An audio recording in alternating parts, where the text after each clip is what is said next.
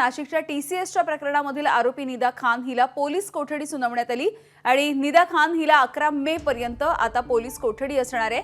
नाशिकमधील धर्मांतर आणि अत्याचाराच्या प्रकरणामध्ये निदा खान हिला कालच पोलिसांनी अटक केलेली आहे। सेशन्स कोर्ट नाशिक रोड यांनी 2 मेला रद्द केला होता। गुन्हा दाखल झाल्यापासून ही आरोपी मिळून येत नव्हती, आरोपी फरार होती। नाशिक पोलीस आणि औरंगाबाद पोलीस यांनी जॉईंटली जी कारवाई केली त्यात काल रात्री 11:15 वाजता छत्रपती संभाजीनगर येथे ही आरोपी मिळून आलेली आहे।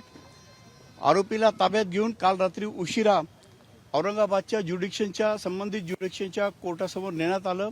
अटकेची ती महिला असल्यामुळे आणि सूर्यास्तानंतर अटक केली जात असल्यामुळे ज्या कायदेशीर तरतुदी आहे त्या तरतुदींचं काटेकोरपणे पालन करून आरोपीला ताब्यात घेऊन संबंधित न्यायालयासमोर हजर करण्यात आलं। संबंधित न्यायालयाची परवानगी घेऊन आरोपीला नाशिक येथे आणण्यात आलं आणि आज सकाळी 4:15 या आरोपीला अटक करून मेहरबान कोर्टासमोर आता हजर केलं होतं। पोलिसांनी 7 दिवसाचा इनिशियल कस्टडी रिमांड मागितला होता। त्यात पोलिसांचं म्हणणं असं होतं की हा गुन्हा अतिशय गंभीर आहे, या गुन्ह्याला अनेक वेगवेगळे अँगल्स आहेत। याच्यात पीडितेला एका धर्मांतर करण्याच्या उद्देशाने काही भीती व धाक दाखवण्याचा प्रयत्न झालेला आहे। तिला एक बुरखा देण्यात आलेला आहे, तिला नमाज हिजाब याबाबत ट्रेनिंग देण्यात आलेलं आहे। तर यात ह्या महिलेचा काय रोल आहे, आरोपीचा काय रोल आहे, तिच्या व्यतिरिक्त आणखी कोणी याच्यात सहभागी आहेत का याबाबत सखोल तपास करणं आवश्यक आहे। त्यानंतर वारंवार या पीडितेच्या मोबाईलमध्ये काही इंस्टाग्राम लिंक्स, यूट्यूब लिंक्स, काही रील्स टाकण्यात आलेले होते जे थोडे चिथावणीकारक होते, त्याबाबत सखोल तपास करणं आवश्यक आहे। हा एक मुद्दा कोर्टासमोर मांडला गेला। तपासात असे आलेलं आहे की ह्या पीडितेच्या घरी ह्या आरोपीने जाऊन ह्या नमाज बुरखा याबद्दल काही कारवाई केलेली आहे, त्याबद्दल सखोल तपास करणं आवश्यक आहे। तिचं नाव हनिया ठेवण्यात आलेलं होतं, या नावाबद्दलचे काही डॉक्युमेंटेशन मिळालेलं आहे। मालेगावमधल्या काही लिंक्स नामांतर करण्यात सक्रिय असल्याबद्दलचा तपासात आलेला आहे, तर त्या लिंक्स एस्टॅब्लिश करणं आवश्यक आहे, हे कारण होतं। त्यानंतर ह्या महिलेला पीडिताला मलेशियामध्ये इम्रान नावाच्या व्यक्तीमार्फत जॉब देऊन पुढे पाठवायचा विचार होता। त्यात काय मनी ट्रेल आहे, यात मालेगावची पार्टी कोण आहे, मनी ट्रेल काय आहे याबद्दल सखोल तपास करणं आवश्यक आहे। तसंच तपासात एक माजिद पटेल हे नाव नव्याने निष्पन्न झालेलं आहे।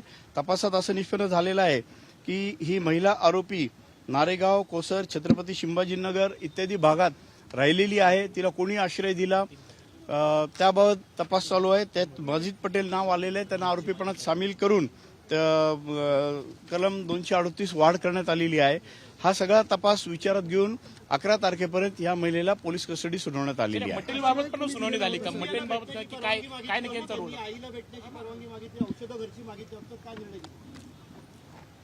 आरोपी महिला ही प्रेग्नंट असल्यामुळे तिला तिच्या आईला भेटण्याची परवानगी तिने मागितली होती, त्यास आम्ही हरकत घेतलेली नाहीये।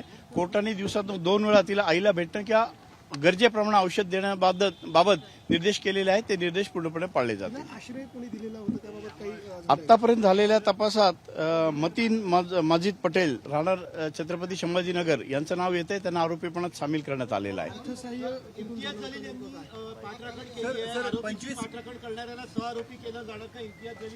त्याबाबत आता भाष्य करता येणार नाही, ज्याला केलेलं आहे त्याबाबत मी स्पष्ट ते तुम्हाला इन्व्हेस्टिगेटिंग ऑफिसर सांगू शकतील। याच्यात काही अर्थ आहे मनी ट्रेल काही आहे का याचा तपास करणं आवश्यक आहे। बरेचसे कागदपत्र मिळालेले आहे। 2 आरोपी जे ऑलरेडी अटकेत आहेत त्यांना आणि ह्या महिलेला एकत्र बसून कन्फ्रंटेशन करणं जरुरी आहे। या सगळ्या कारणांचा विचार होऊन 11 तारखेपर्यंत पोलीस कस्टडी मतीन पटेलनी या आरोपीला आश्रय दिलेला आहे असं प्रथमदर्शनी दिसतंय, त्यामुळे सेक्शन 238 ऍड करून त्यांना आरोपीपणात सामील करण्यात आलं। गेल्या वेळी मालेगाव पॅटर्न चर्चेत आलेला होता, आज त्याबद्दल काही नवीन खुलासे आले का? नवीन त्याबाबत अजून काही राजकीय कनेक्शन समोर येत आहेत का? नाही, तपासात अजून काही नाही, तपासात याबाबत काही